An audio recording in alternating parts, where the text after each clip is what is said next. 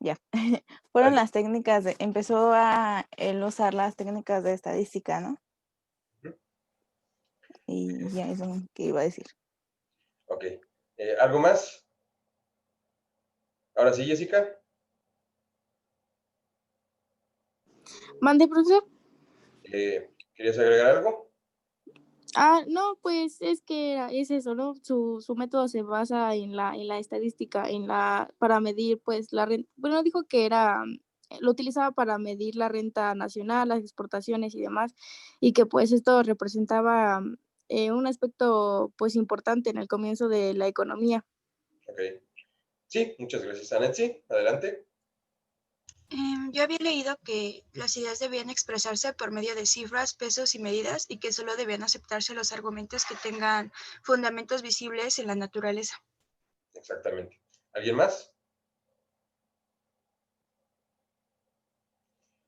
Muy bien, pues muchas gracias. Lo que han comentado redondea de muy buena manera la particularidad que tiene William Petty y su contribución a la economía. Él es el primero que comienza a hacer, que intenta hacer una comprobación de hipótesis económicas mediante la utilización de estadísticas. Intentó medir aspectos como la población, la riqueza generada, el acervo de capital, la renta nacional y por supuesto la balanza comercial, que era pues un tópico muy importante para aquellos momentos. Sus análisis estadísticos son, sin embargo, rudimentarios, sin embargo, después serían señalados por otros autores posteriores como una contribución importante en el sentido de que toda afirmación económica ahora también debía ser una afirmación que debía ser corroborada mediante el filtro cuantitativo. Y es importante para nosotros los economistas actualmente poder llevar a cabo verificaciones cuantitativas de los fenómenos que observamos, justamente porque toda la interacción económica conlleva algún tipo de transacción y estas transacciones pueden ser medibles. Es un parteaguas, William Petty, con respecto a la forma en la que se hacía la exposición de los temas económicos anteriores, porque recordemos que hasta este momento los fenómenos económicos han sido analizados predominantemente a través de los ojos de la ética y de la filosofía. Y en ese sentido, todos los textos económicos que se habían presumido como tales hasta el momento, pues eran largas disertaciones de proposiciones formales, es decir, de sencillas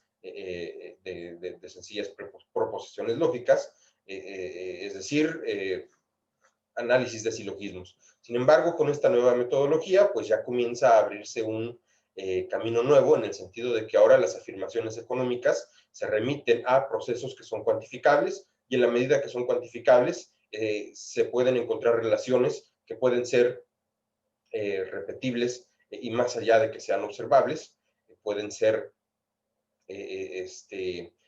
pueden ser analizables en cuanto a su regularidad y temporalidad.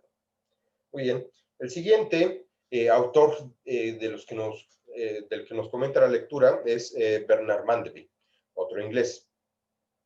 Su aportación es muy importante también y va a ser recogida después por otros autores posteriores y me llama la atención porque es uno de los postulados centrales de la economía clásica.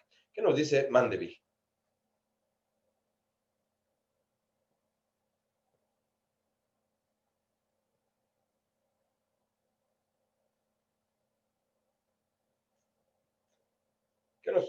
Adelante, Brandon.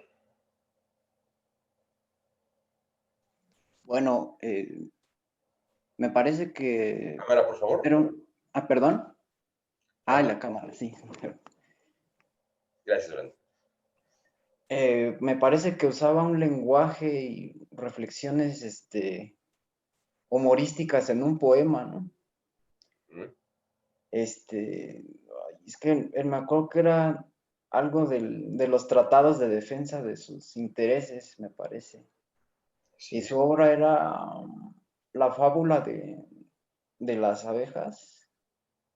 La publicó en 1714.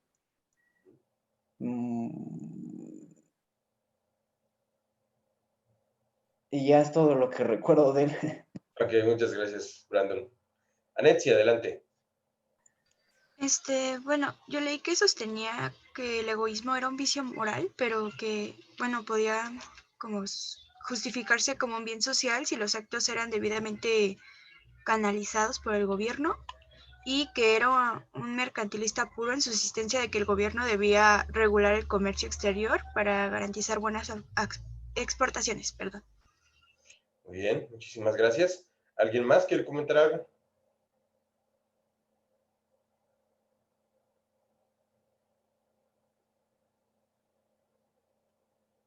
Vamos a ver si podemos provocar una tercera participación.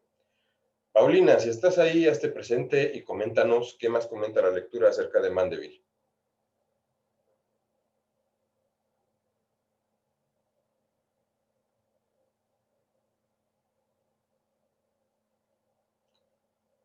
Pues no está Paulina. Perdón, es que mi interventor es que está, se traba usted, pero ¿de qué autor estaban comentando? De Bernard Mandeville. ¿Podrías comentarnos algo acerca de él? Es que la verdad no recuerdo muy bien porque siempre hago anotaciones de las lecturas, pero esa lectura ahora sí que fue muy rápida, entonces no tengo anotaciones y no recuerdo muy bien. Bueno, es un pequeño problema ahí. A ver, Camila, si nos puedes comentar algo.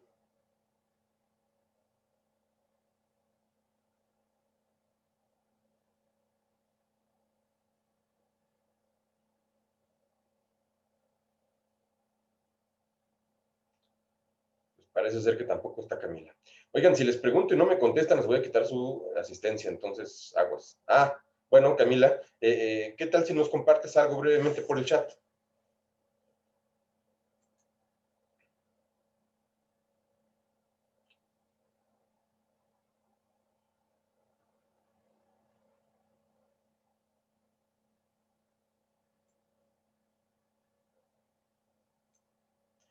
Esa es una buena alternativa. Cuando no sirva su micrófono o tengan problemas con su audio, siéntanse libres de hacer comentarios por el chat. O incluso mientras estoy yo comentando las cosas, pueden ustedes escribir en el chat y ya cuando tenga un espacio, pues ya leo sus comentarios. Pues ya que comprometí a Camila a participar, espero que pueda escribirnos algo por el chat en lo que continuamos con la exposición.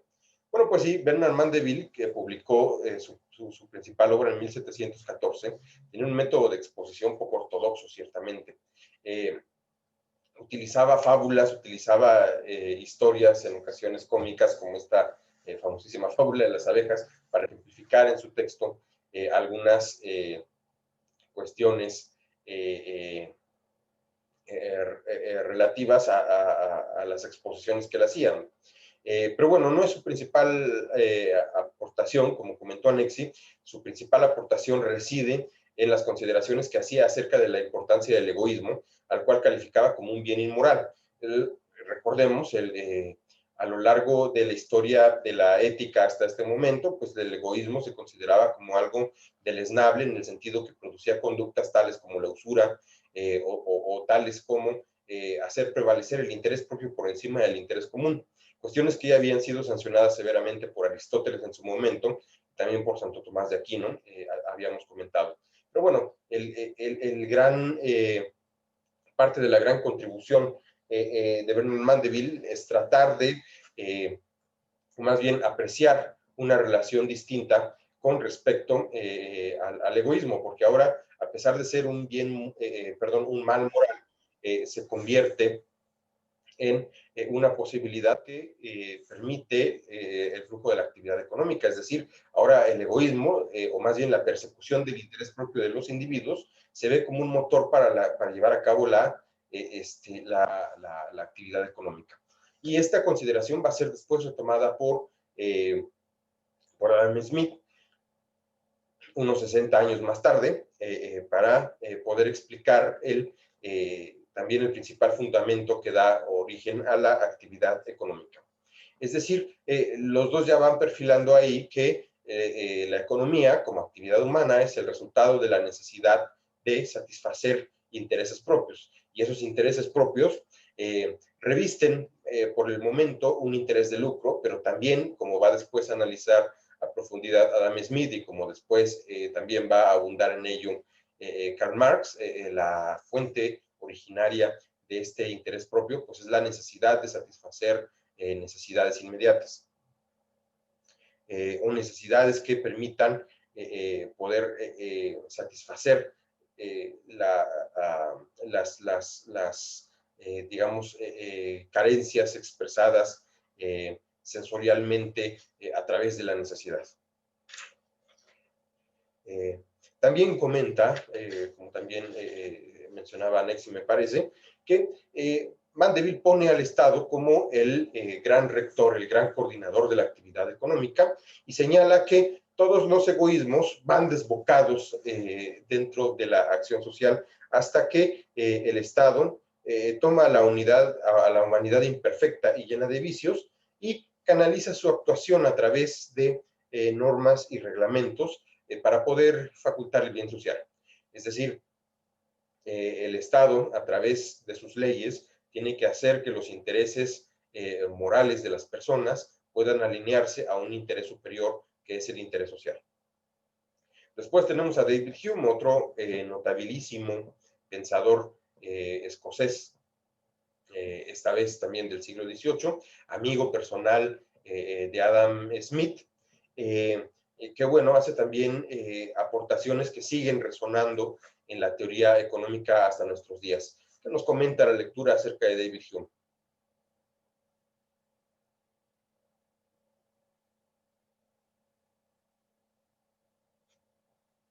Adelante, Alexi. Yo había leído que perjudicó mucho a la economía, pero que había beneficiado mucho a la filosofía, la política y la historia, y que había abrazado las ideas de John Locke, creo que así se pronuncia, que pensaba que el nivel de economía depende de la cantidad de dinero y de su velocidad, pero creo que él había dicho que no era así, porque debido a que se mantenía en una balanza, bueno, esa balanza no podía mantenerse siempre, porque si se aumentaba el nivel de oro y plata, y al aumentar eso aumentaban también los precios. Muy bien, sí. Cassandra, adelante. Ya. Bueno, había leído que según realizó una descripción de las relaciones entre la balanza comercial de un país, creo, y el dinero, y aparte del nivel general de precios. También que esa misma aportación se le había llamado mecanismo de precio-flujo de metales preciosos. Y también él tenía la creencia de que no podía haber una continua balanza comercial favorable. En efecto. ¿Alguien más?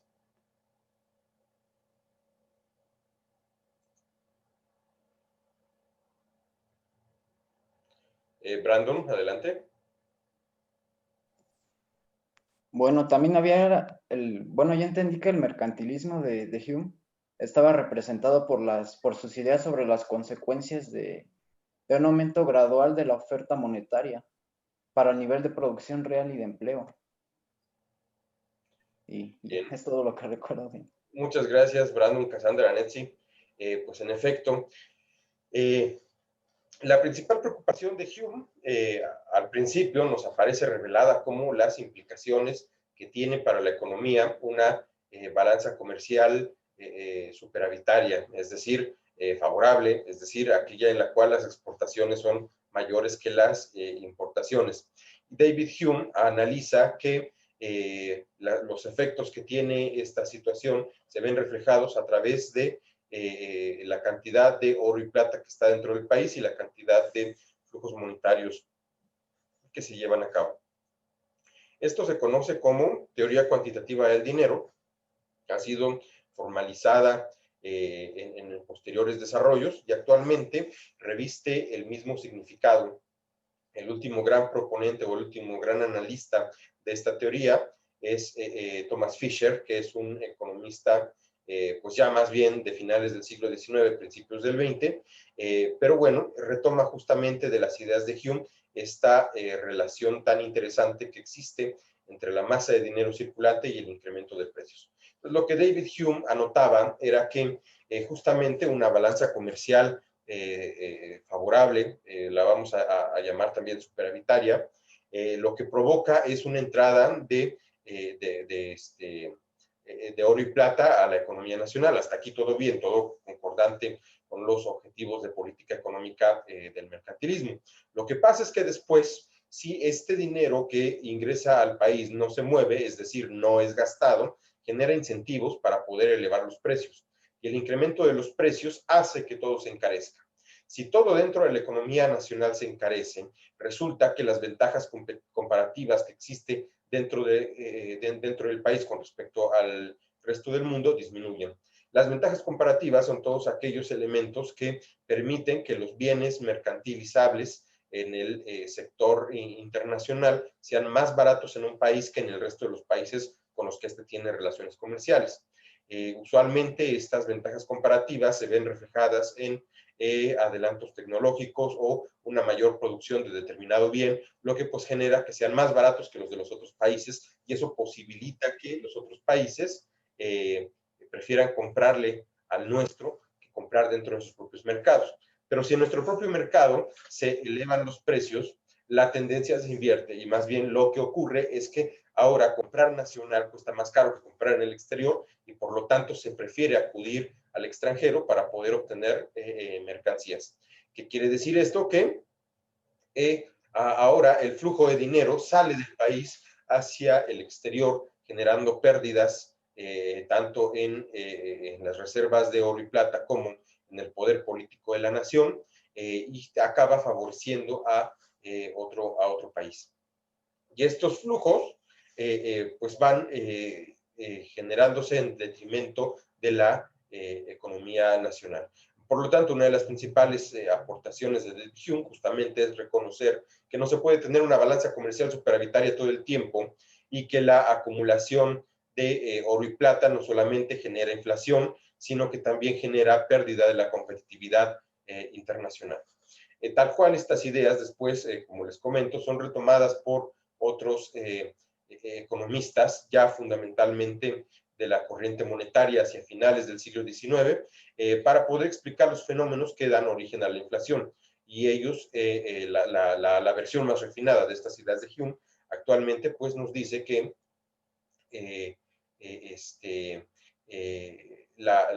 una gran oferta monetaria incide negativamente en el poder adquisitivo de la moneda, lo cual genera primero un incremento artificial de precios, es decir, un incremento que ocurre dentro de la esfera de la especulación financiera, y después en un incremento real que consiste en la posibilidad de elevar el costo de las mercancías en el mercado con el fin de aprovechar la abundancia de dinero, y sencillamente asumiendo que esta abundancia hace que todos tengan dinero suficiente para vaciar el mercado, es decir, absorber la oferta al nuevo nivel de también oferta monetaria. Muy bien. Hay una formulación algebraica de esta ley que les voy a presentar a continuación de manera muy rápida. Permítanme un segundo.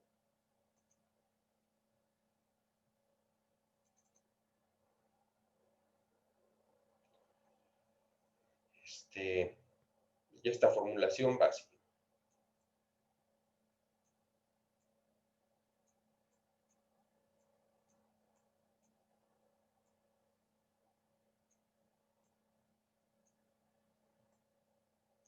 De un lado de la ecuación de tenemos a la masa monetaria y su movimiento.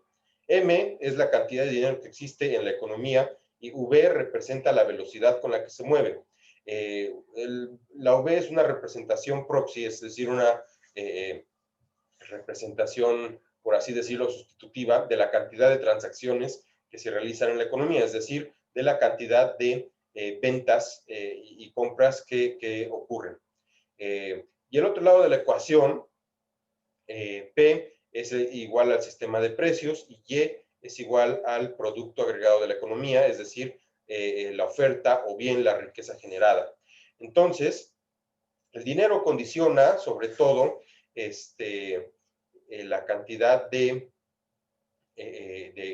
transacciones que se pueden llevar a cabo. Si hay mucho dinero en la economía, es posible llevar a cabo muchos procesos de compra-venta. pero también condiciona positivamente a la cantidad de producción que puede llevarse a cabo. Y al mismo tiempo, la cantidad de, o el nivel de precios que existe. Una mayor masa monetaria, si pasamos la V para el otro miembro, vamos a hacer la pequeña operación.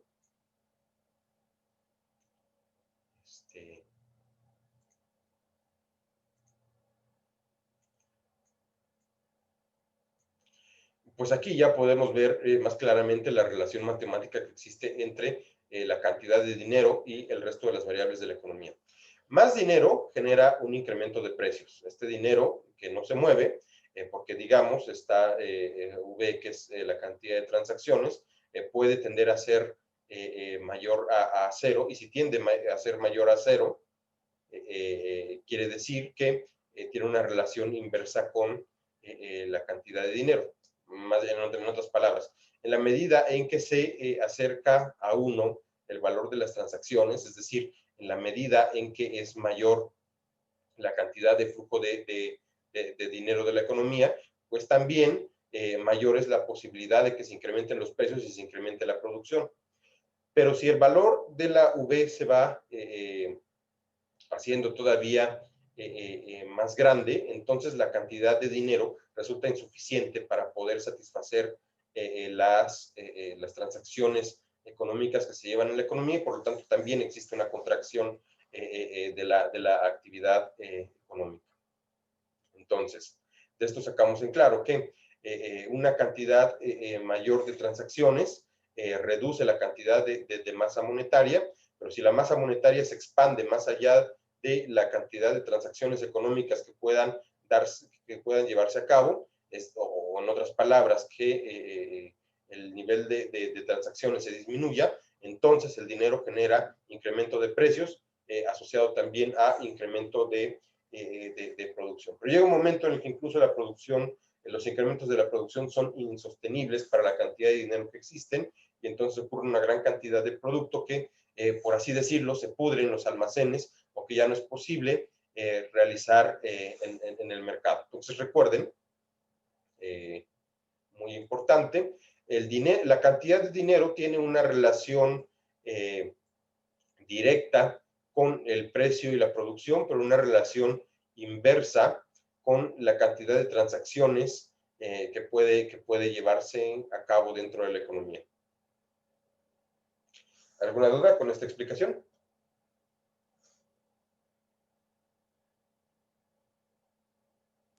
No, profe, ninguna. No. Bueno, muy bien, pues continuamos.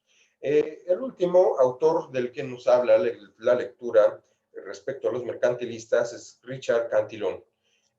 Cantillon era un irlandés que también hace una propuesta muy interesante en términos de comportamiento sistémico del mercado. ¿Qué nos comenta Cantillon? A ver, esperen, tengo aquí una intervención. En el chat nos dice Jessica que también buscaba una conexión entre la libertad económica, que era básicamente el vender recursos en el lugar y tiempo que debía, y la libertad para comprar productos sin limitaciones impuestas. Así como también de la libertad política, decía que estas libertades iban ligadas. Sí, en efecto, lo comenta David Hume. David Hume lo hace recuperando las ideas de John Locke, que él ya comentaba que para poder regular la actividad del Estado era necesario definir como objetivo prioritario la protección y la defensa de la libertad, que es la posibilidad de que el ser humano oriente su voluntad hacia la consecución de metas individuales y particulares. Y luego, sí existía esta posibilidad de orientar la voluntad hacia la obtención de metas concretas y metas propias, debía también existir no solamente en el terreno político, sino también en el terreno económico. Ya después, los pensadores económicos van a ser más enfáticos en que la libertad política debe traducirse también en libertad económica, para que el ejercicio de esta voluntad pueda justamente contribuir al agregado social por encima de las decisiones arbitrarias y opresivas en ocasiones del Estado absolutista. Y es muy importante esta concepción porque justamente va perfilando también la posibilidad de establecer la corriente del liberalismo dentro de la economía. Muchas gracias, Jessica. Muy bien, ahora sí, continuando con Cantillon, levantó la mano Nexi. Adelante. Así decía que era un sistema de mercado que coordinara las actividades de los productos y los consumidores por medio del interés personal. Muy bien. En efecto, establece un sistema de coordinación que viene mediado por el interés personal. Némesis, dinos. Bueno, también decía que quería hacer como que, bueno, no me acuerdo bien, algo de que los principios básicos de economía fueran por medio del razonamiento y igual como que con estadísticas y todo eso, pero creo que no se tiene como mucha información de eso porque lo quemaron su casa o algo así, ¿no?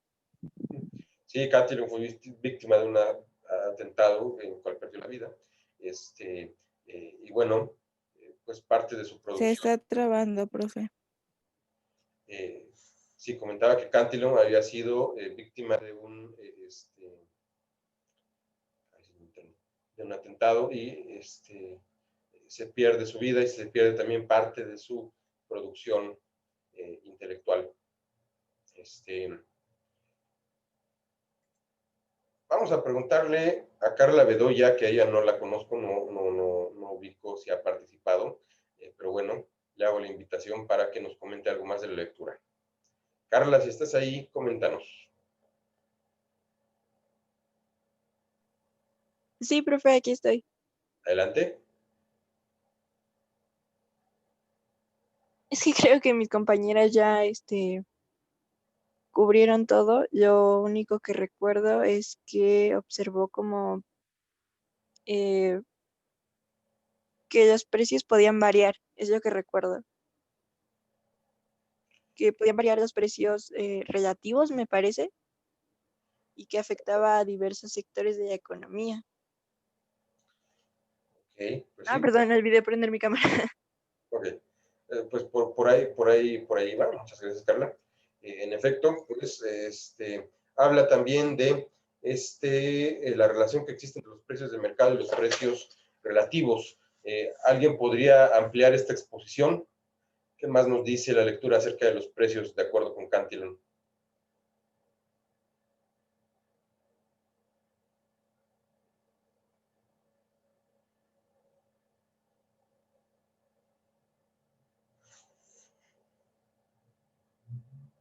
¿Me repite la pregunta, profe? ¿Qué nos comenta la lectura acerca del análisis de precios que hace Cantillon?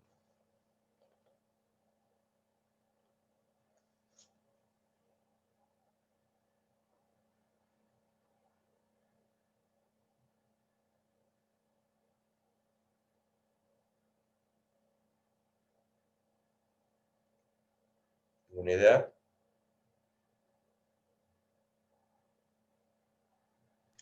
Creo que eso no lo apunté. Bueno, pues lo comento. En términos generales, Cantillon es también de los primeros pensadores que comentan la relación entre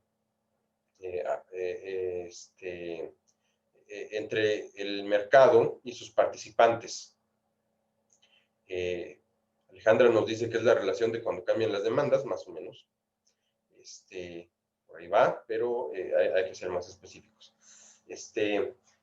Cantillon ve al mercado como un espacio de coordinación, de interacción entre oferentes y demandantes, en el cual existe la posibilidad de establecer las metas de producción de la economía en función de el nivel de demanda que ocurre y las posibilidades de la oferta. Alrededor de esta etapa de la historia económica, muchos pensadores asumen, no solo mercantilistas, sino posteriormente ya algunos clásicos, entre los cuales el más famoso va a ser Jean-Baptiste Say, que la oferta es el elemento que determina el comportamiento de la demanda y es, por lo tanto, el elemento primordial de los fenómenos económicos. Say dice, fundamentalmente que incluso la oferta, toda oferta determina a su demanda, es decir, que basta con sacar un bien al mercado para que éste sea automáticamente absorbido. Cantillon no llega tan lejos, pero sí considera que el interés tanto de productores y de consumidores, nuevamente el interés personal, va definiendo las cantidades de bienes que deben ser producidos dentro de una economía. Y en ese sentido se establece un proceso de coordinación productiva entre ambos polos del espectro económico. Comenta que existe también un ajuste de precios que viene dado a través de la competitividad.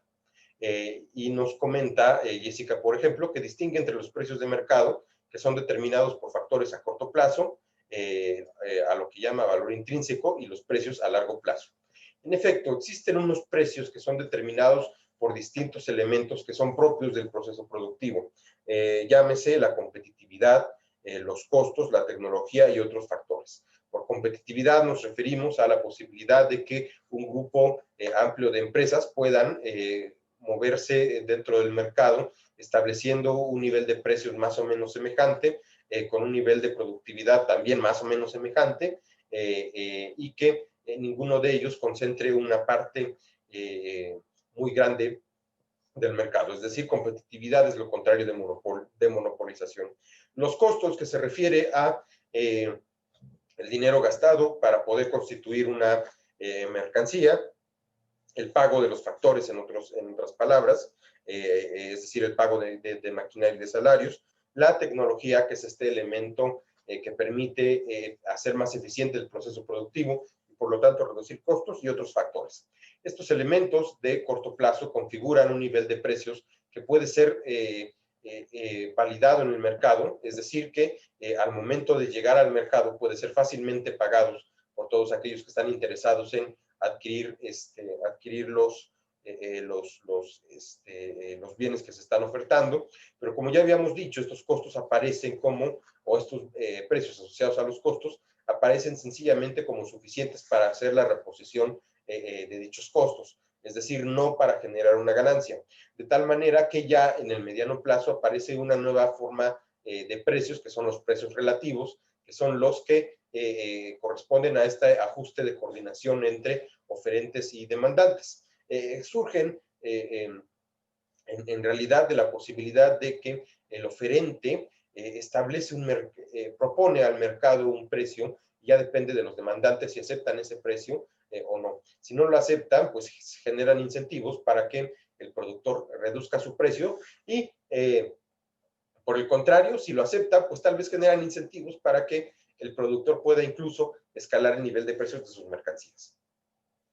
Y esto es a lo que él llama precios relativos. Y son relativos justamente no porque atiendan al valor que tienen las mercancías de manera intrínseca, es decir, al valor que le viene dado de sus costos y del gasto de fuerza de trabajo, sino a la preferencia que se va revelando en el mercado respecto a la posibilidad de pagar uno u otro precio. Son precios que son establecidos mediante un proceso de subasta, y este proceso de subasta después va a ser señalado por Adam Smith como la famosísima mano invisible. Muy bien, pues esto es todo en términos de la exposición que nos hace la lectura sobre los mercantilistas. Y después nos habla de una corriente de pensamiento diferente, que es la de los fisiócratas. ¿Qué nos dice la lectura acerca de los fisiócratas?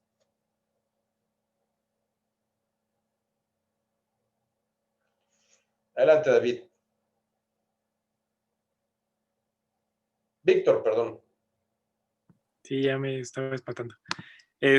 Bueno, la fisiocracia es un movimiento que surgió en Francia, si no me equivoco, que fue contrario al mercantilismo, mientras que el mercantilismo fue aquel movimiento donde se denominaba el oro y la plata como la riqueza nacional, y que el Estado debía influir en este movimiento mercantil.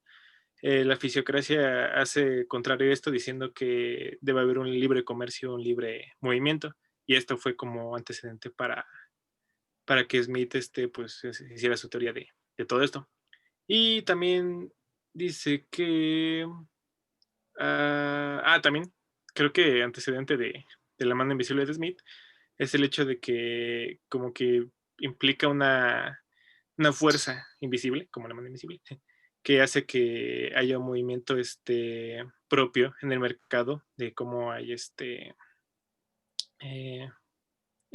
propio del mercado, de cómo influye en sí mismo. Y creo que su principal representante era Quesnay, algo así, ¿no? Y pues ya. Sney. Sí, muy bien, muchas gracias. Anetsi, ¿querías comentar algo? Sí, pero ya dijo mi compañero lo que iba a decir. Ok. Brandon, ¿dejaste la manita arriba o quieres participar? La dejé arriba, profesor. Bueno, si no vas a comentar, bájala, para que no me confunda. ¿Alguien más quiere agregar algo?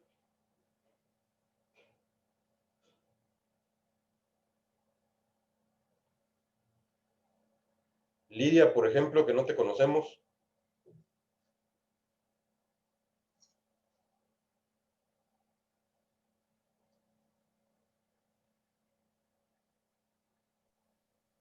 Sí, profe. Adelante. Dicen que consideraban que era como, que tenía ideas muy coherentes, o sea, era como todo lo que consideraban si tenían ideas coherentes. No sé si me estoy explicando. Creo que no. ¿No? Ay, es que no sé cómo explicarlo. O sea, que para ellos lo que consideraban sí tenía lógica, o sea, no era como, no sé cómo explicarlo. Espéreme, pongo bien mis ideas y ahorita participo mejor. Ok. Bueno, una participación más, ¿alguien que quiera comentar?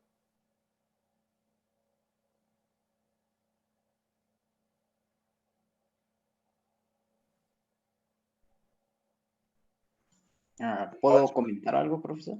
Adelante.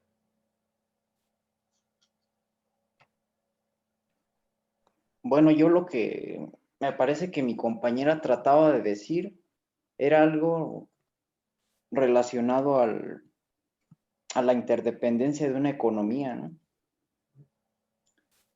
¿Por qué? Porque se decía que la teoría fisiócrata tenía una falla de coherencia lógica y pues no era muy detallista.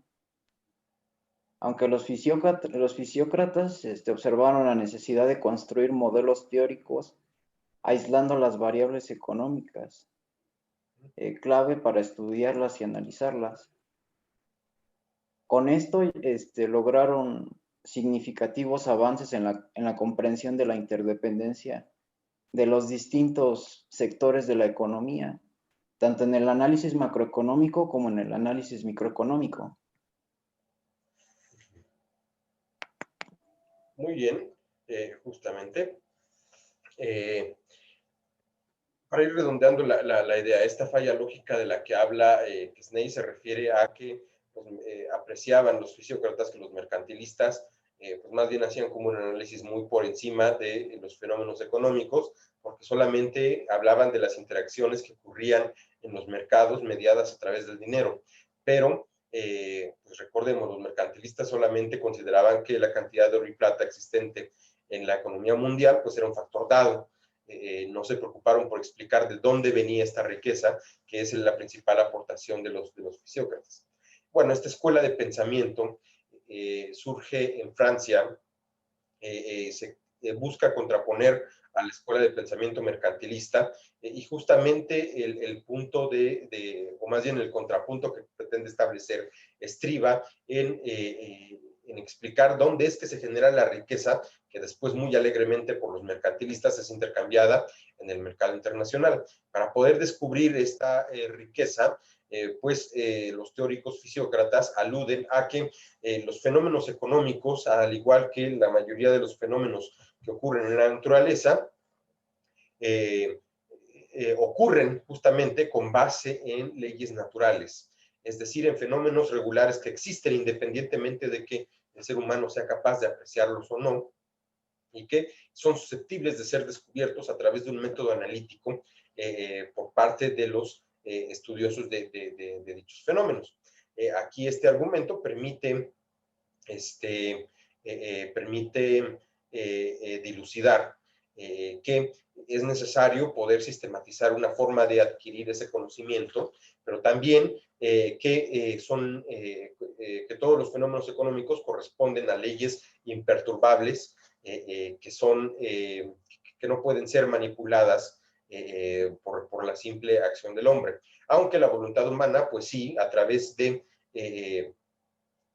también de su libre ejercicio, permite que estos fenómenos puedan ser ordenados y llevados a cabo de una manera que acepta o no perturbaciones. Y las perturbaciones que, por ejemplo, no debería aceptar, pues son la aparición de los monopolios y la intervención excesiva del Estado. Se acuña dentro de la fisiocracia la famosísima frase de laissez-passer, dejar hacer, dejar pasar, es decir, permitirle al mercado autorregularse, establecer solo las reglas de coordinación y de funcionamiento que son necesarias para el correcto desarrollo de la economía y también el correcto desarrollo de los países, sin la intervención de un elemento distinto al que pueda corresponder a esta esfera de la acción económica, es decir, con la menor participación posible del Estado o de cualquier otra voluntad que sea extra económica. De tal manera que los fisiócratas, al poder establecer explicaciones acerca de el origen de la riqueza, también hacen explicaciones a través de su distribución. Y en función de las reglas de distribución de la riqueza generada, pueden ellos explicar cuál es la esencia del desarrollo económico de los países y cuáles son los factores que permiten justamente hacer que puedan acceder a estas ventajas comparativas que son tan necesarias para poder cimentar su poderío en el comercio internacional.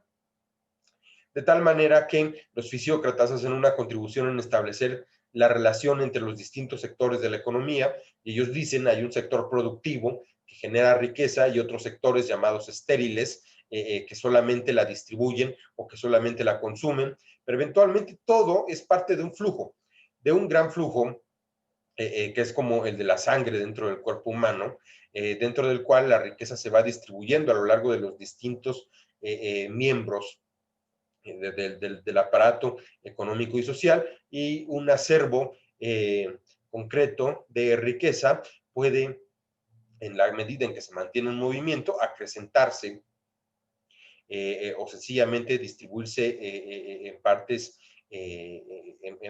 digamos, equitativas entre todos los sectores. A todos los sectores le corresponde eventualmente una parte de la riqueza generada por la agricultura, pero justamente es en este sector productivo en el cual ocurre la posibilidad de generar riqueza. Vamos a ver un pequeño video para analizar o para conocer cómo es que Quesnay plantea esta distribución de la riqueza a través del método analítico más importante propuesto por los fisiócratas, que es el cuadro económico o la famosísima tabla económica.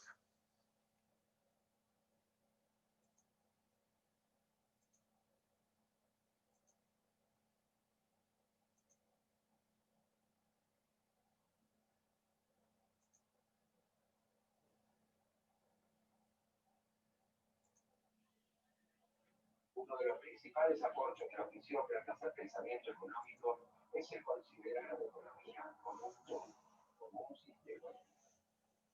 Mientras los mercantilistas analizan fenómenos particulares de las relaciones monetarias, comerciales o impositivas, los fisiócratas aportan una visión muy conjunto de la economía.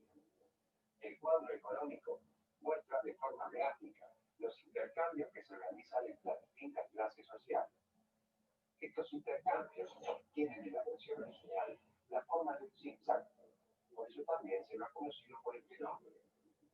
En el tablero económico, cuadro económico, el mes se propone mostrar que la actividad económica es un flujo continuo con la sangre del cuerpo humano en el que se producen constantemente intercambios de productos por dinero entre las clases sociales.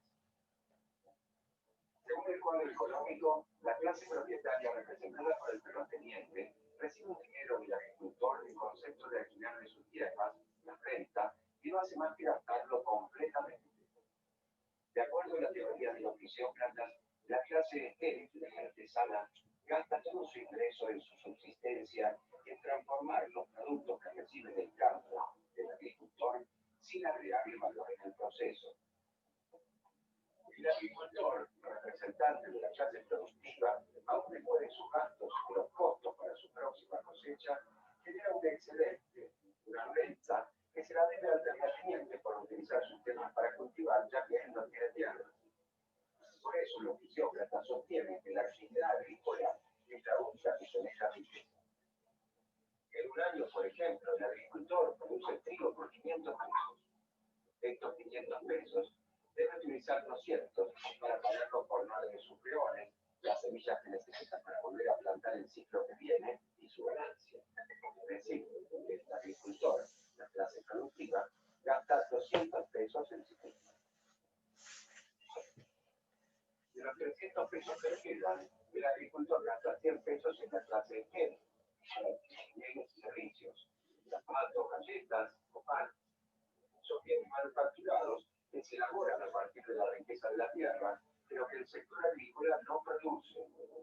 Después que el agricultor gastó 200 pesos en sí mismo y 100 pesos en la clase estéril, le quedaron 200 pesos. Es decir, al descontar todos los gastos necesarios para poder vivir y volver a producir, le resta un remanente. Estos 200 pesos constituyen el producto neto, la riqueza generada por la actividad agrícola. Esa riqueza es la renta que el agricultor debe pagarle a la clase propietaria, al terrateniente. El terrateniente gasta los 200 pesos que recibe en partes iguales en las otras dos clases. 100 pesos en el pan que elabora el artesano y 100 pesos en el agricultor para abastecerse de tomates, verduras y otro tipo de alimentos. De esta manera, la clase terrateniente gasta todo lo que recibe y al hacerlo, la riqueza en todo el cuerpo social, como la sangre en el cuerpo. En nuestro ejemplo, la clase estéril, la artesana, ha recibido 200 pesos, 100 pesos del terrateniente y 100 pesos del agricultor. De acuerdo a los fisiócratas, la artesana no genera riqueza, sus ventas son iguales a sus costos. Todo lo que recibe por la venta de sus productos debe gastarlo para vivir y adquirir materia prima. Gasta todo el agricultor, ya que tanto el trigo que necesita para elaborar el pan como el resto de los alimentos que consume brotan de la tierra. En cambio, todos los gastos en la producción agrícola generan riqueza. Cuanto más gaste el agricultor en sí mismo, mayor será la riqueza generada. En nuestro ejemplo, gastó 200 pesos en sí mismo. Y se generó una riqueza social de 200 pesos.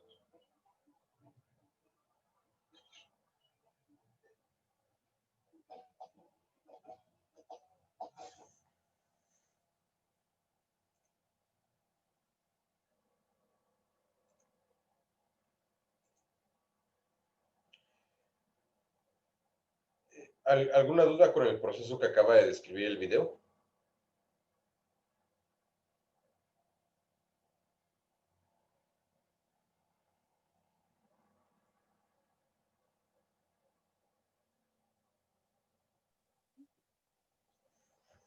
Bueno, pues justamente lo que propone también la Escuela de los Fisiócratas es justamente que existe a lo largo de los diferentes sectores de la economía un flujo de recursos que va ocurriendo de manera cíclica.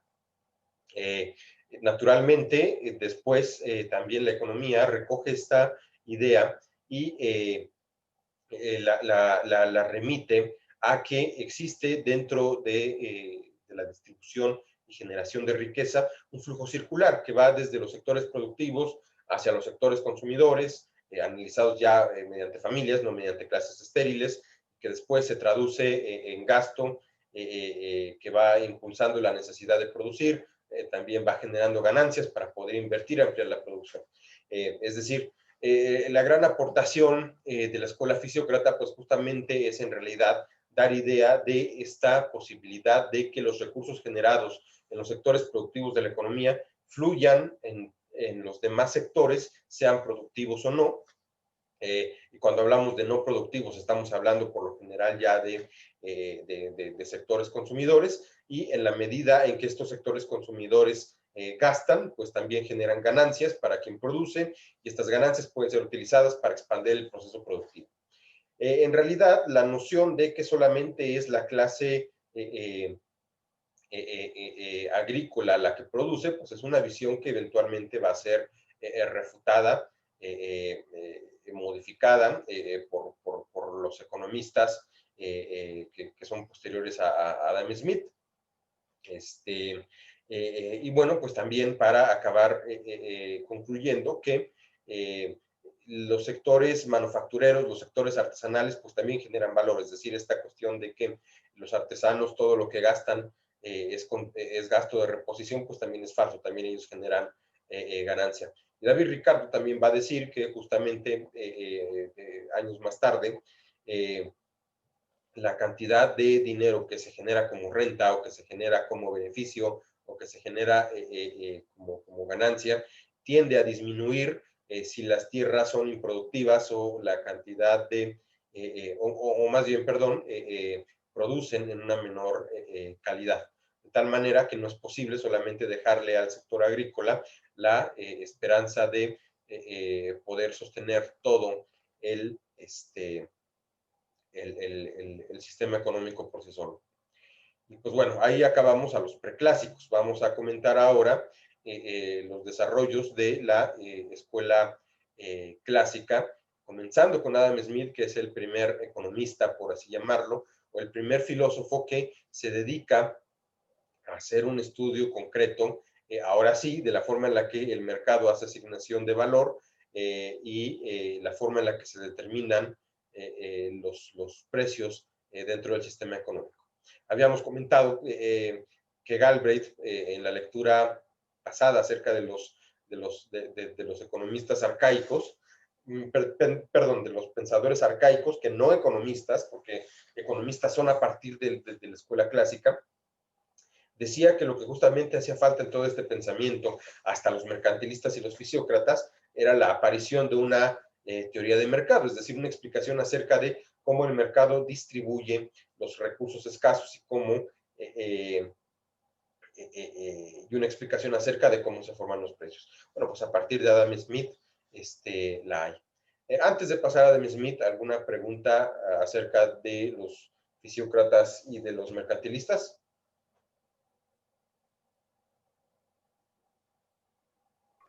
Profesor, sí, una duda. Dijo que entonces algo mencionó de David Ricardo, ¿verdad? Sí. Entendí que entonces también el trabajo es considerado como la fuente de riqueza y una mercancía, o sea, puede entenderse como ambas.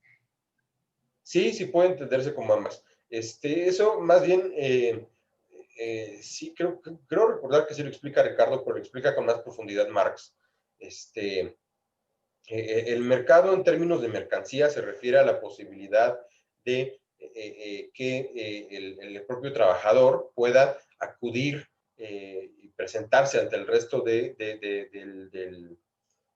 bueno, más bien, acudir al mercado para poder vender por un precio determinado su fuerza de trabajo. Ese precio puede ser o no aceptado por los posibles empleadores, y si lo aceptan, pues entonces el trabajador se ve empleado. Si no lo aceptan, pues no se ve empleado. Pero usualmente, por ejemplo, la aportación de Marx respecto a esta visión es el hecho de que los precios a los cuales los trabajadores venden su fuerza de trabajo no son determinados por ellos, sino que son determinados por los demandantes, en el sentido de que ellos pueden presionar el precio de la hora de trabajo a la baja, naturalmente por los incrementos de productividad, pero también por fenómenos que van ocurriendo dentro del mercado. Es decir, cuando existe una gran demanda por puestos de trabajo, cuando existe una gran cantidad de personas en el desempleo, se les puede ofrecer un salario muy bajo, y como no tienen alternativa, tienen que comer, reproducir su vida, acaban aceptando ese salario. Y sin importar que el empleador se los reduzca hacia casi condiciones de esclavitud, pues las personas, con tal de seguir recibiendo algún tipo de ingreso a cambio de su trabajo, pues también terminan aceptándolo. Y esto fue un fenómeno históricamente fue muy prevalente en la Inglaterra posterior a la primera revolución industrial.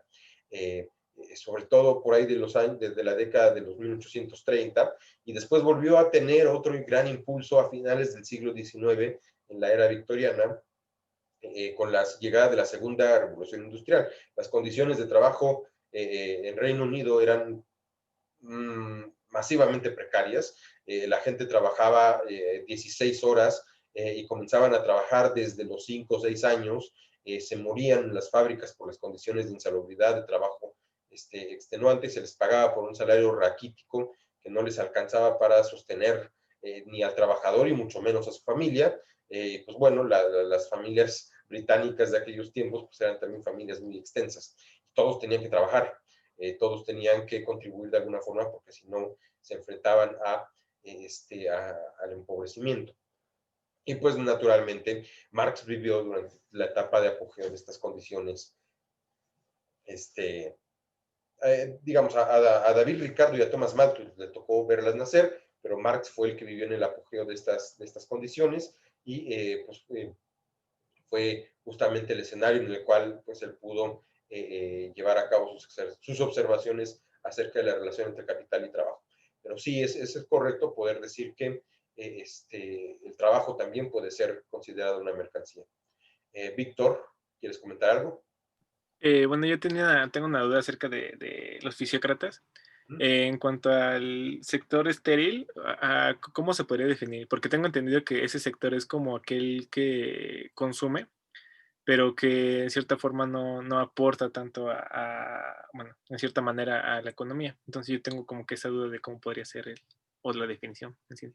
Pues es estéril fundamentalmente porque no es capaz de generar riqueza, no es capaz de generar excedente, de acuerdo con la visión de los fisiócratas. Actualmente sabemos que los sectores comerciales y los sectores también de producción de mercancías entendidas como artesanías, pues de hecho no solamente sí producen riqueza, sino que son los principales productores de riqueza en una economía que se precia de ser desarrollada, es decir, que tiene tecnología y que tiene capital productivo.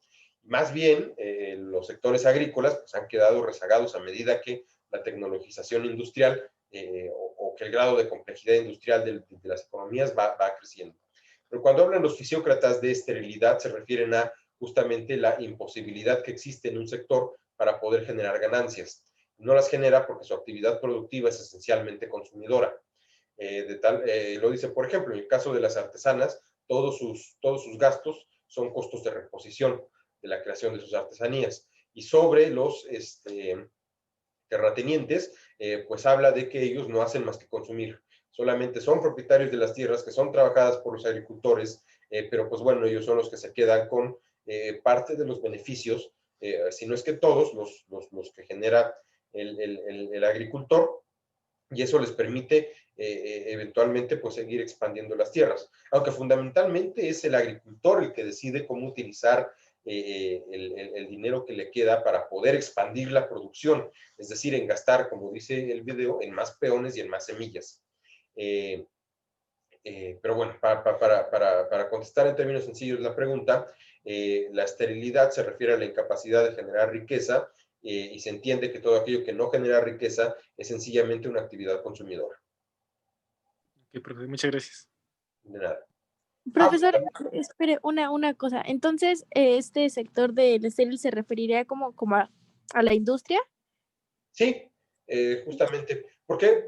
Porque los fisiócratas no alcanzaban a ver que dentro de la industria se genera valor. Ellos no consideraban que el despliegue de fuerza humana de trabajo es una entidad creadora de valor. No había forma de verificar estas relaciones porque no había la posibilidad de llevar a cabo análisis cuantitativos, por un lado, y los análisis cuantitativos que se llevaban a cabo pues son justamente los que se expresan en la tabla económica. Que bueno, venía también de una cuestión hasta cierto punto ideológica, porque recordemos que pues la escuela fisiócrata aparece a finales, en las últimas etapas del modo de producción feudal. Entonces también la característica principal de la producción en el feudalismo es la explotación de tierras, la explotación agrícola, más que la explotación industrial. Más bien la industria se va desarrollando fuera de los feudos, en las ciudades que van apareciendo alrededor de los grandes castillos y que es donde ocurren los intercambios comerciales y la posibilidad de generar algún tipo de producción industrial. Pero hasta este punto, un rasgo característico del feudalismo es que la mayor parte de la producción y la mayor generación de la riqueza pues viene justamente de la explotación agrícola. Entonces, los fisiócratas todavía no alcanzaban a ver un escenario de crecimiento económico que superara esta realidad económica feudal. Y ni siquiera incluso asignan a los terratenientes una visión orientadora del ejercicio económico, sino que está directamente vinculada a los productores agrícolas, que son justamente los herederos sociales de la servidumbre. Ya después, dentro del capitalismo, cuando hayamos superado esta visión limitada de la generación de riqueza, vamos a ver que aquellos que concentran la propiedad de los medios de producción, incluyendo las tierras, pues son realmente los que determinan la forma de utilizarlas. ¿Alguna otra duda?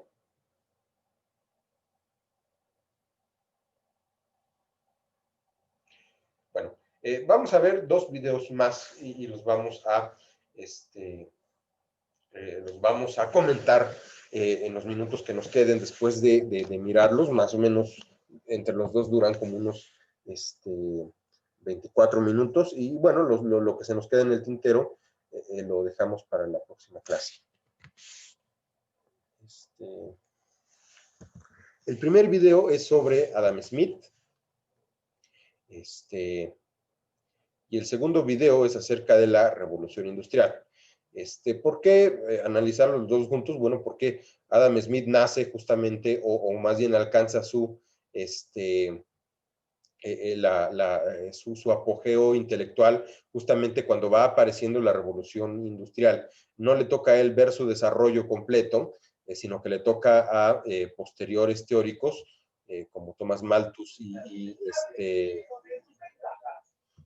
y David Ricardo en etapas posteriores. Pero bueno, vamos a ver estos 2 videos y hacemos los comentarios para los que nos dé tiempo terminándolos.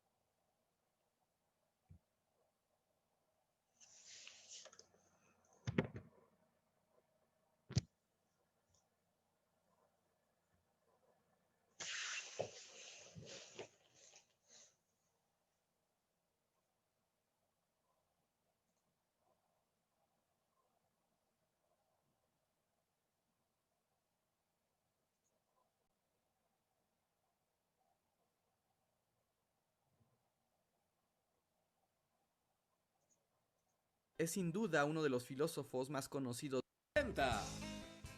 Adam Smith es sin duda uno de los filósofos más conocidos de la historia, y no es pura casualidad. Estamos hablando del padre de la economía moderna y uno de los impulsores del mercantilismo y el liberalismo económico. La fama de Smith ha trascendido el tiempo y la distancia, tanto que incluso sin haberlo leído o estudiado, muchas personas tienen noción de sus ideas y de su influencia en nuestra sociedad. Ese Smith es el monstruo del capitalismo salvaje, el dictador del mercado inmoral. En realidad, para comprender a Smith hay que... No, Adam Smith es un genio del liberalismo que nos trajo el progreso. Nunca hubo tanto bienestar como con el capitalismo. Achis, ¿y este quién es? Es mi primo el Yuppie. Es un facho que por andar de godín ya se cree del club de los empresarios. ¿A quién le dices facho, ¡Chairo comunista! Si tanto te gusta, vete a vivir a Venezuela. Y tú cásate con Adam Smith y sigue oprimiendo al pueblo bueno. Te digo que Smith es un héroe. Ahí ya cállense, los dos están equivocados. ¿Cómo dice que dice? Bueno, más o menos de lo que ellos hablan es de la noción popular que se tiene de Adam Smith. Generalmente, Smith es retratado como el autor intelectual del capitalismo y del libre mercado, y a su imagen se suman todas las desventajas y atrocidades del capitalismo tardío. Se le reconoce también como autor de las ideas de la mano invisible, una teoría en la que los mercados se autorregulan sin intervención del Estado, y que promueve la libertad absoluta y sin restricciones del capital. Se asume que Adam Smith era un promotor de un egoísmo libertario y mientras unos ven en él a un visionario de la economía, otros lo consideran un villano. Pero todo eso es inexacto y por lo general lo dicen personas que en su vida han abierto un libro de Adam Smith, ¿verdad? Ay, es que no he tenido tiempo, hay que perseguir la chuleta y no me alcanza. Pues bien, en este video esperamos aclarar un poco la visión de Adam Smith y para ello nos leímos sus dos obras más importantes, La teoría de los sentimientos morales y La riqueza de las naciones. Pero antes necesitamos... ¡Contexto histórico! Adam Smith nació en Kirkcaldy, en Escocia. No sabemos cuándo, pero lo bautizaron en 1723. Su padre había muerto unos meses antes y creció muy apegado a su madre, con la que vivió toda su vida. Desde joven mostró un gran talento para el estudio y entró a la Universidad de Glasgow en 1737. En ese tiempo no era la mejor universidad, pero me quedaba cerquita. Smith se educó en medio de la Ilustración escocesa y el liberalismo estaba de moda, y sus aspectos judiciales, económicos y morales lo fascinaron desde el principio. En este entorno destacó por sus ideas profundas y en un tri se convirtió en un aclamado profesor. Trabó amistad con pensadores importantes, en particular con el otro genio escocés, David Hume. Así es, éramos besties. Era pleno siglo XVIII, la independencia de las 13 colonias y la Revolución Francesa estaban por ocurrir, es decir, que era una época de cambios profundos en la política y las ideas del mundo. ¡La era de los revoltosos! Me gusta ese nombre. Oh sí, Smith se codeó con Voltaire y se dejó influir por el espíritu de su tiempo. El deseo de cambiar el mundo se unía a una profunda reflexión de la naturaleza humana y por eso hay que entenderlo, antes que nada, como un filósofo ilustrado. Y sí, también su pensamiento es clave en el camino de la humanidad a la modernidad. Claro que Smith pudo hacer todo esto porque contaba con el sueño de todo académico, una beca vitalicia que le dio un duque escocés que era su fan. Me gané una beca, soy inteligente, muy intelectual. Y si ustedes quieren ser nuestros propios duques escoceses, les recuerdo que pueden apoyar a Bully Magnets en nuestra página de Patreon. En Patreon pueden suscribirse y darnos un pequeño donativo que vaya desde $1 al mes. Con ese dinero nosotros construiremos más videos y productos para Bully Magnets. Y volviendo a nuestro asunto, de hecho, Smith es considerado como uno de los primeros economistas que se formaban entonces en las universidades. La escuela de pensadores escoceses del siglo XVIII buscaba explicar la sociedad de manera científica, así como Newton lo había hecho con las ciencias naturales. La política, la moral y la economía eran los principales intereses, y en estos dos últimos nadie destacó tanto como Adam Smith. Adam Smith era un filósofo moral. Le preocupaban los aspectos que regulan el comportamiento humano y la búsqueda por la virtud. Por ello, su primer gran libro trata de estos asuntos, La teoría de los sentimientos morales, de 1759. Este libro siempre fue el favorito de Smith, al que siguió modificando y añadiendo cosas a lo largo de su vida. El texto se centra en el por qué nos comportamos como lo hacemos y profundiza en las maneras en que los seres humanos tenemos para identificarnos con los demás, ser educados y conectarnos con nuestros semejantes. Todo por medio de una estructura de simpatía, amor propio y presión social. Ese libro lo hizo famoso y le permitió emprender su segunda aventura filosófica, La riqueza de las naciones, de 1776. Este libro es considerado un clásico y pieza fundamental, además de la primera gran obra de la ciencia económica.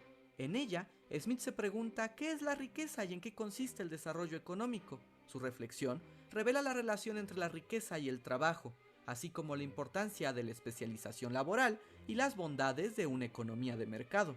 Incluso se anticipó a ligar la riqueza de un país con el producto anual de su trabajo, es decir, lo que hoy conocemos como el Producto Interno Bruto. ¡El PIB fue mi idea! El libro expresaba las ideas de un mundo cada vez más abierto, más propenso al comercio, donde las economías nacionales prosperaban y que abrían paso al sistema capitalista que reinaría el mundo. Mi plan de vida era explicar la sociedad con 3 grandes libros, uno sobre la moral, otro sobre economía y otro sobre la justicia. Y pues los primeros dos sí los logré, pero me morí antes del tercero y ahí quedó. Una obra moral y otra económica plantean muchos problemas a simple vista, pues no creemos que la economía sea muy moral ni que la moral se pueda entender en términos económicos. Desde el siglo XIX surgieron interpretaciones contradictorias de Smith. ¿Cómo el mismo hombre podía tener ideas tan opuestas? Era como si en realidad fueran dos libros diferentes, escritos por dos pensadores distintos y con ideas antagónicas. La gran contradicción comienza desde la definición que Smith da de la naturaleza humana. Chequen lo que dice en la teoría de los sentimientos morales. Por más egoísta que se pueda suponer al hombre, existen evidentemente en su naturaleza algunos principios que le hacen interesarse por la suerte de los otros y que hacen que la felicidad de estos le resulte necesaria, aunque no derive de ella más que el placer de contemplarla. ¿Ya ven? A Adam Smith le importaba el amor y el respeto entre personas. Pero en La riqueza de las naciones escribió esto.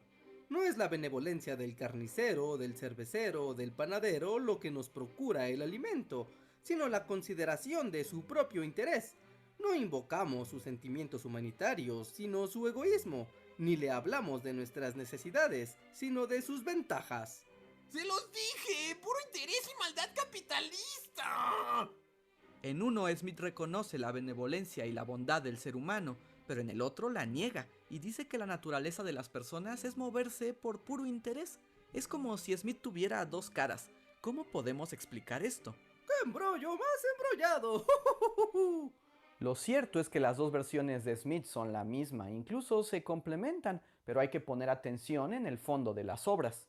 En los dos libros, Smith muestra una visión realista y pragmática de las cosas. Para él, los seres humanos nos desarrollamos en la sociedad, pero nos movemos en distintos niveles. Uno de ellos es el nivel de lo personal y de los sentimientos, en el que buscamos la felicidad y la virtud, y el otro es el de nuestras relaciones con los extraños, el ámbito compartido, guiado por la supervivencia y la búsqueda de la prosperidad. Cuando entendemos que estos dos niveles ocurren al mismo tiempo pero en espacios separados, las ideas de Smith resultan menos contradictorias. Para Smith, los seres humanos nos caracterizamos por la tendencia a buscar mejorar nuestra propia condición, es decir, que cada individuo se preocupa por sí mismo antes que por los demás. En este sentido, es egoísta, y todo su actuar se determina por querer sacar el mejor provecho personal a cualquier situación. Ahí promueve el egoísmo y la avaricia. Oye, pero no me grites. Ay, perdón, señor Don Smith. Sin embargo, Smith dice que este interés propio, cuando está orientado por la justicia y la virtud, puede generar bienestar en la sociedad, aunque las personas no se den cuenta. Tomemos por ejemplo a la mano invisible, el concepto más famoso y que todos asocian con ¡el libre mercado! Así es, con la idea de que los gobiernos no deben intervenir ni regular el comercio económico, pues lo alterarían, y se asume que la pura oferta y demanda de mercancías regula el mercado, así como los precios, los salarios y prácticamente toda actividad. Pero en realidad, Smith no se refiere a esto cuando habla de la mano invisible. Miren, la verdad es que Smith sí está en contra de la regulación estatal y cree en la autorregulación de los mercados. Lo dice a lo largo de todo el libro, pero no precisamente cuando habla de la mano invisible. Lo cierto es que Smith utiliza el concepto de mano invisible solo 3 veces en su obra. Una en La riqueza de las naciones, otra en La teoría de los sentimientos y por primera vez en un texto sobre astronomía en el que menciona a la mano invisible de Júpiter. ¡Soy un fantasma! Pero esa no nos interesa por el momento. En La teoría de los sentimientos morales, Smith explica a la mano invisible como ese efecto inesperado que causa la acción humana y lo ejemplifica con la manera en que se comporta la gente rica.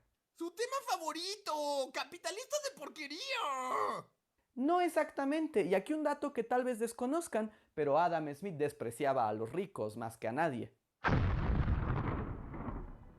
Para Smith, los ricos representan una corrupción del sistema, pues su acumulación del capital los vuelve frívolos y tontos, más preocupados por su prestigio que por hacer el bien. Los ricos, además, suelen intervenir en la economía para su beneficio y no en el de la sociedad.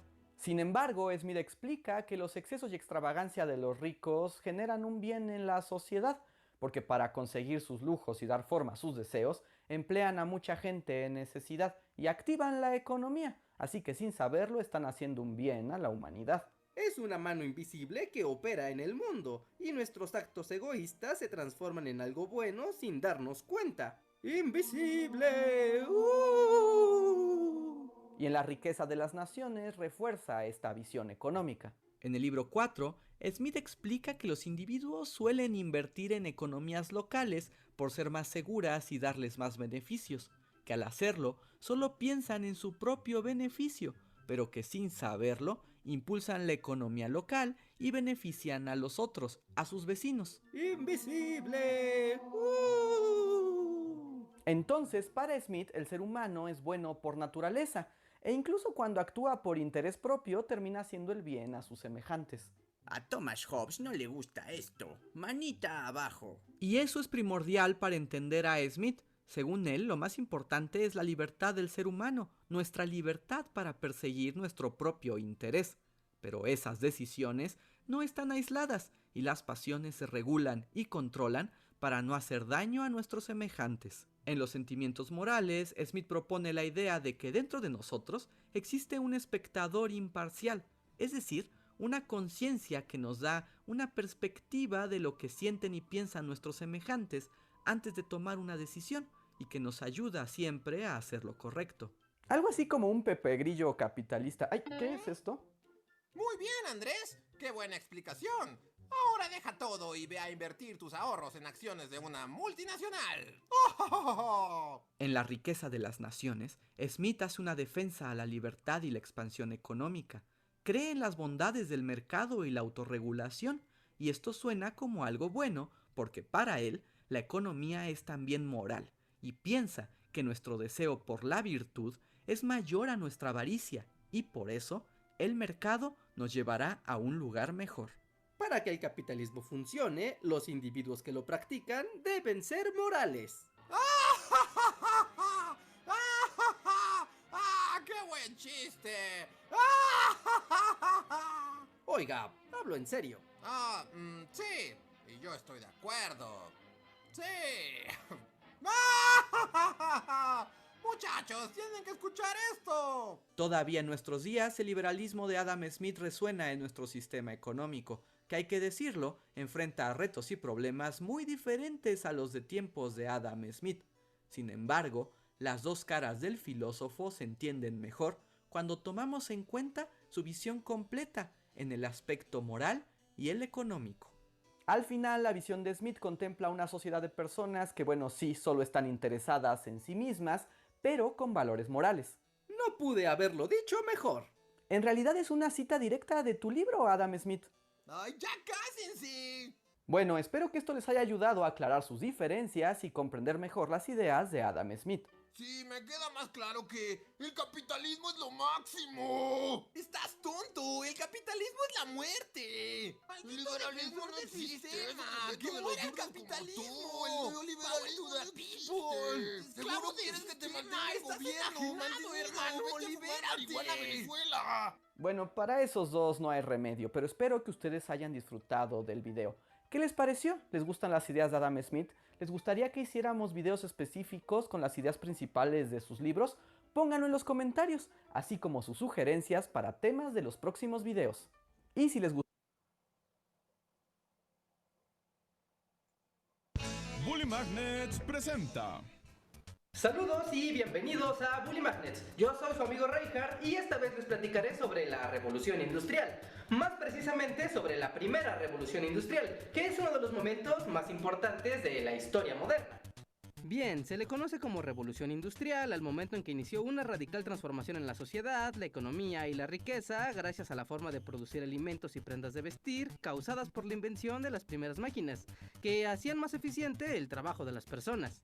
Nadie está seguro del momento exacto en que inició la revolución industrial, pero se estima que inició a mediados del siglo XVIII en Inglaterra gracias a la invención del telar mecanizado y la máquina de vapor de James Watt. Así es, gracias a mi invento, un hombre puede hacer el trabajo de hasta 8 personas en un solo día. Sorprendente, señor Watt. Sencillamente sorprendente. Pero dígame, ¿qué vamos a hacer ahora con las otras 7 personas? Bien. Bueno, supongo que ponerlas también a trabajar en más máquinas. Eso me parece una excelente idea. Gracias a los nuevos inventos comenzó una transformación de las sociedades agrícolas del campo a nuevas sociedades urbanas e industriales dedicadas a la producción y a la explotación de recursos minerales. Se construyeron las primeras líneas de ferrocarril, caminos y grandes fábricas. Además, la población aumentó gracias a que la calidad de vida subió. El hambre y las enfermedades disminuyeron, por lo que aumentó la riqueza de los empresarios de Inglaterra como nunca antes. Y todo suena muy bonito hasta que nos damos cuenta que la nueva riqueza industrial está basada en la explotación y el abuso. Veamos esto por partes porque la existencia de las nuevas máquinas va a desencadenar muchas cosas. En primer lugar, la burguesía, es decir, los comerciantes y personas ricas de Inglaterra introdujeron las máquinas y las nuevas tecnologías en el campo, dejando a miles de campesinos sin trabajo. Pero a la vez esto aumentó la producción de alimentos. Como consecuencia, los burgueses amasaron grandes fortunas y los campesinos se vieron obligados a buscar trabajo en las nuevas fábricas en las ciudades. Como puede notar, la cosecha se ha dado como nunca antes. Sin embargo, señor, hay algo que sobra por aquí. Bien, están las verduras y las papas, están las trilladoras y las bardas, está la herramienta. No veo que nada sobre, señor. ¡Oh! Lo que sobra aquí, caballero, eres tú y tu numerosa familia. Sus servicios ya no son requeridos aquí. Así que, ¡shoo! ¡Fuera de mi propiedad! Pero eso no es justo, hemos trabajado aquí toda la vida. Nadie dijo que los negocios eran justos, señor. Ahora, buenas tardes. Al mismo tiempo, los propios burgueses usaban sus ganancias para crear fábricas de tejido, hilado, calzado y otras cosas que antes se hacían artesanalmente en los talleres de pequeños grupos de trabajadores. Ellos también se vieron obligados a cerrar sus talleres al no poder competir contra las máquinas y se vieron obligados también a unirse a la vida en las fábricas en Londres. Otra de las grandes innovaciones fue la aparición de la primera vía de ferrocarril a vapor en 1830, con ruta de Liverpool a Manchester. Su gran capacidad para llevar carga y pasajeros potenció el comercio y la inmigración de las ciudades como nunca antes, además de la explotación del hierro y el carbón, que era el principal combustible de la época. También un cambio enorme fue la explotación del algodón para la fabricación de hilos y telas en sustitución de la lana, por lo que montones de ovejas también dejaron de ser requeridas. Para los británicos, la explotación del algodón se volvió fundamental y una de las mayores fuentes de riqueza. Para lograrlo, bloqueó el comercio con la India, que era el mayor vendedor de telas del mundo, y fomentaron la compra del algodón de los Estados Unidos, que explotaba este producto con base en el esclavismo. Seguro han visto alguna de las miles de películas sobre la esclavitud y los campos de algodón en Estados Unidos. Bueno, si alguna vez se han preguntado a dónde iba todo ese algodón, aquí está la respuesta. La mayoría terminaba en Inglaterra, en las fábricas. Pero en Inglaterra la situación no era muy diferente. La explotación de los trabajadores era extrema y aunque no le llamaban esclavismo, no distaba mucho dadas las condiciones extremas, la falta de derechos, los abusos por parte de los patrones y la total falta de oportunidades para los trabajadores que recibían una miseria de pago por trabajo sin descanso de hasta por 16 horas diarias. Yo pago puntualmente a todos mis trabajadores. No veo por qué se quejan. Y es que otra de las bases de la riqueza de Inglaterra fue la falta de regulación del trabajo o de cualquier tipo de derechos o protecciones para los trabajadores que constantemente estaban en condiciones peligrosas dentro de las fábricas. Además, se aprovechaba el trabajo infantil y el empleo de las mujeres en trabajos pesados, incluso al estar embarazadas. Es que a mujeres y niños se les paga menos y trabajan mucho más. ¡Oh!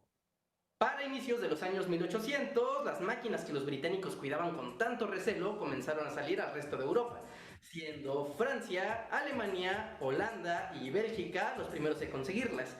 Pocos años más tarde, Estados Unidos y finalmente Japón iniciaron su industrialización. Podemos decir que la primera revolución industrial abarca de 1750 a 1850 con 100 años donde lentamente aparecen nuevas máquinas y se comienzan a crear nuevas condiciones sociales de trabajo, de comercio y de vida en las ciudades. También es el periodo donde las más grandes injusticias ocurren en las fábricas y que dan paso a los primeros movimientos obreros en busca de derechos y protección al trabajo. que he salido de esta fábrica. He trabajado aquí desde que tengo memoria. ¿Lo ven? Este niño lo tiene todo. Sigo sin entender por qué se quejan tanto. ¡Mi brazo! ¡Mi brazo! ¡Niño tonto! Vas a tener que pagar todo lo que has roto. Eso te va a costar toda la vida. ¡No siento mis piernas! Oh, genial. Ahora, además de que me debes dinero, te voy a tener que despedir.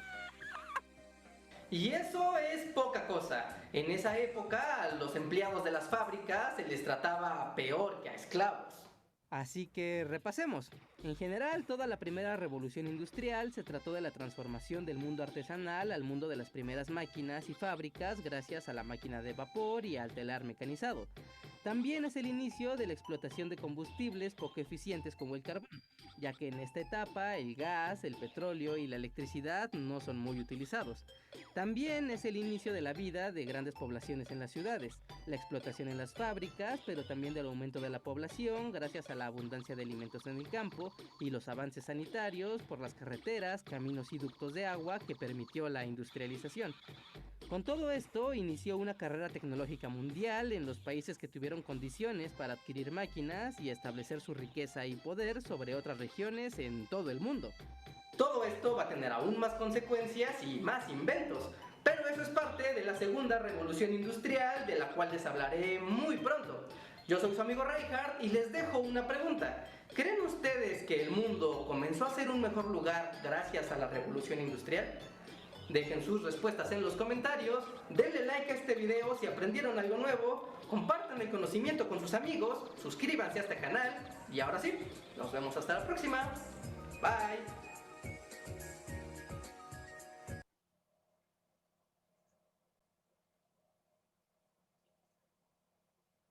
Muy bien, pues como pueden ver, la aparición de nuevas tecnologías y nuevas formas de producir fue presionando también a la forma en la que concebíamos a la economía para generar nuevas hipótesis respecto al funcionamiento de esta en su conjunto. Adam Smith puede ser atribuido más como un economista a un filósofo, porque de hecho era filósofo, y existe discusión entre si podría ser considerado el primer economista.